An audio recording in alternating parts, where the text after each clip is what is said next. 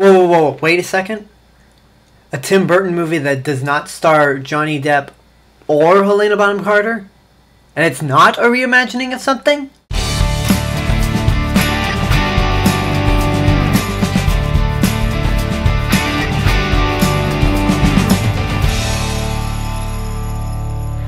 Okay, I guess that last part is a bit of exaggeration. And when I mean a bit of an exaggeration, I mean that this movie is based off a short film he made back in 1984 for Disney under the same name.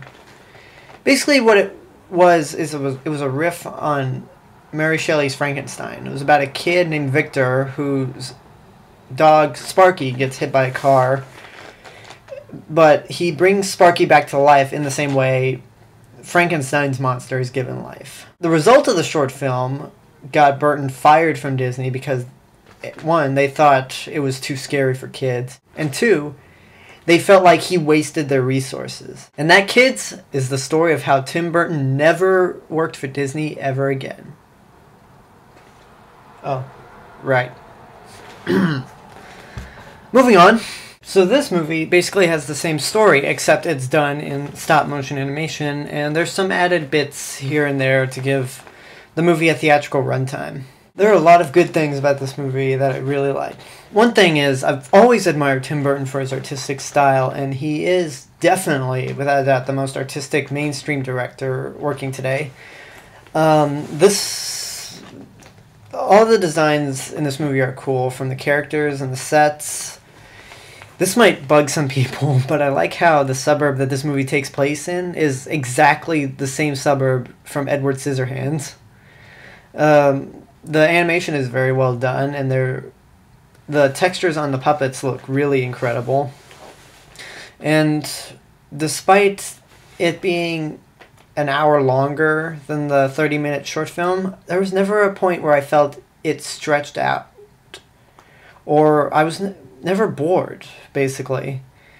Mainly because the short film decided to spoof Frankenstein. This decided to spoof other horror movies, or classic horror movies. There's a cat mixed with a bat. There's a mummy hamster named Colossus. My favorite is there's this giant turtle that basically is supposed to be like Godzilla movies, or I guess since it's a turtle, Gamera. But I don't know, I found those stuff very amusing, especially the turtle. The relationship between Sparky and Victor is very, like, heartfelt and emotional. You will be on the verge of tears, if not bawl your eyes out, if you are a dog lover, or have a dog, or have ever owned a dog in your life. It'll get you upset. Now, there's some parts that I didn't like all that much. I did say the movie never gets boring, but the middle part of the movie seemed less interesting than the first part of the movie and the last part of the movie. And one thing that kind of bugged me is that Victor's mom seemed to have a permanent smile throughout the whole movie, where even when she was scared, worried, or upset, there's always a small smile on her face. There were just some other odd moments in the movie that didn't bother me, but I just don't really know what to make of them. Overall, it's a very sweet movie. It's great to see Tim Burton back to being the Tim Burton that I know and love.